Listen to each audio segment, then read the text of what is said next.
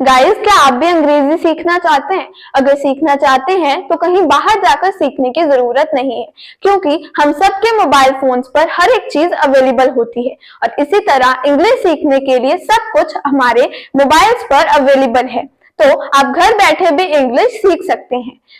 मेरे चैनल पर जितनी भी वीडियोस हैं वो आप सबके लिए बहुत ही ज्यादा यूजफुल और हेल्पफुल है और इसी तरह ये वीडियो भी आपके लिए उतनी ही ज्यादा हेल्पफुल है जितनी बाकी वीडियोस होती हैं।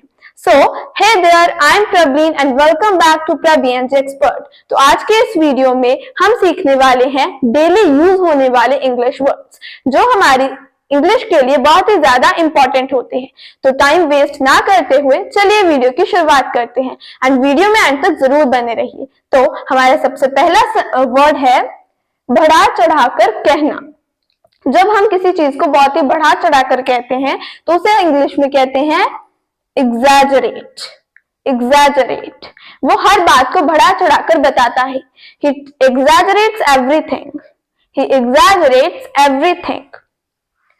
सहन करना। सहन करना को इंग्लिश में कहते हैं bear। bear आपको याद रखना है कि इसे bear नहीं बोलना, ये इसकी इनकरेक्ट प्रोनाउंसिएशन है। अगर आप अपनी इंग्लिश में इंप्रूवमेंट चाहते हैं तो करेक्ट प्रोनाउंसिएशन बहुत ही ज्यादा इंपॉर्टेंट है, तो इसीलिए आपको इसे bear कहना है। अगर आपको कहना है कि मैं इसे सहन नहीं कर सकती तो आप इसे इंग्लिश में कहेंगे I can't bear this। I can't bear this, bear नहीं। नेक्स्ट वर्ड है चौंकना। चौंकना इसे इंग्लिश में कहते हैं be amazed और shocked। जब आप किसी चीज को देखकर या सुनकर बहुत ही ज्यादा चौंक जाते हो तो उसके लिए आप इंग्लिश में वर्ड यूज करते हैं अमेज या फिर शॉक। मैं तुम्हें वहां देखकर चौंक गई थी।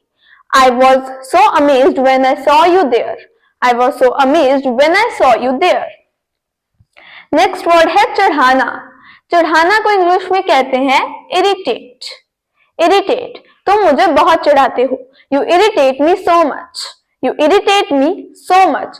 या फिर आप किसी को बता रहे हो कि वो मुझे बहुत चढ़ाता है तो आप उसे इंग्लिश में कहेंगे he or she irritates me very much। Next है लालची। वो व्यक्ति जो बहुत ही ज्यादा लालच करता हो उसे इंग्लिश में कहते हैं greedy। greedy फॉर एग्जाम्पल आपका कोई फ्रेंड है वो बहुत ही लालची है, आप उसे समझाना चाहते हैं कि लालची मत बनो, उसे आप इंग्लिश में कहेंगे don't be so greedy. Don't be so greedy. छीनना। छीनना को इंग्लिश में कहते हैं स्नैच। स्नैच किसी चीज को छीन लेना उसे इंग्लिश में कहते हैं स्नैच। जैसे उसने उससे किताब छीनने की कोशिश की। He tried to snatch the book from him। He tried to snatch the book from him। Next word है घबराना। घबराना को इंग्लिश में कहते हैं tremble। tremble जब आप बहुत ज्यादा घबरा जाते हो तो उसे आप इंग्लिश में कहते हैं tremble। जब आप किसी को अपनी कोई सिचुएशन बता रहे हो और आप कह रहे हो कि मैं उस वक्त बहुत घबरा गई थी तो उसे आप इंग्लिश में कहेंगे I was so trembled that time। I was so trembled that time। Next word है उचित। उचित को इंग्लिश में कहते हैं appropriate। appropriate ये रंग इस पेंटिंग के लिए उचित नहीं है। This color is not appropriate for this painting। This color is not appropriate for this painting। Next word है हिचकी। हिचकी को इंग्लिश में कहते हैं hiccup। hiccup नेक्स्ट वर्ड है यहां तक की। यहां तक की को इंग्लिश में कहते हैं even। even जैसे even मैं अभी आ जाती हूँ। even मतलब यहां तक की। यहां तक की मैं अभी आ जाती हूँ, इसे इंग्लिश में आप कहोगे even I'll come now। even I'll come now।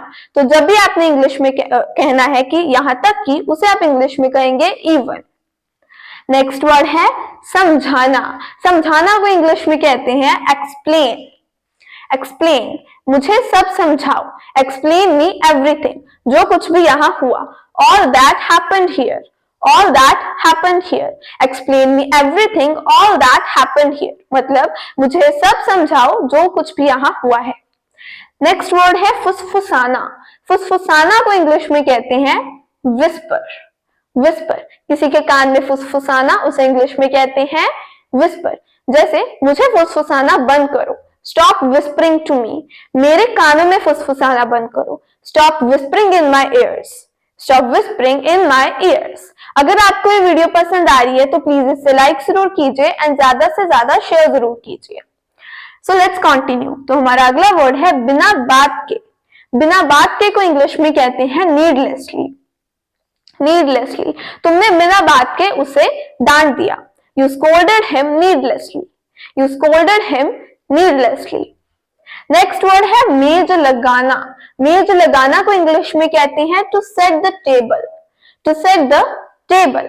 अगर आपको किसी को कहना है कि मेज लगा दो तो उसे आप इंग्लिश में कहेंगे set the table. Set the table. रोमांचक। रोमांचक को इंग्लिश में कहते हैं एक्साइटिंग। एक्साइटिंग। रोमांचक मतलब बहुत ही बढ़िया या फिर जिस चीज में आपका इंटरेस्ट बहुत जल्द बन जाए। जैसे हमारी यात्रा बहुत रोमांचक रही। Our tour stayed so exciting. हमारी पिकनिक बहुत रोमांचक थी। Our picnic was very exciting. Our picnic was very exciting.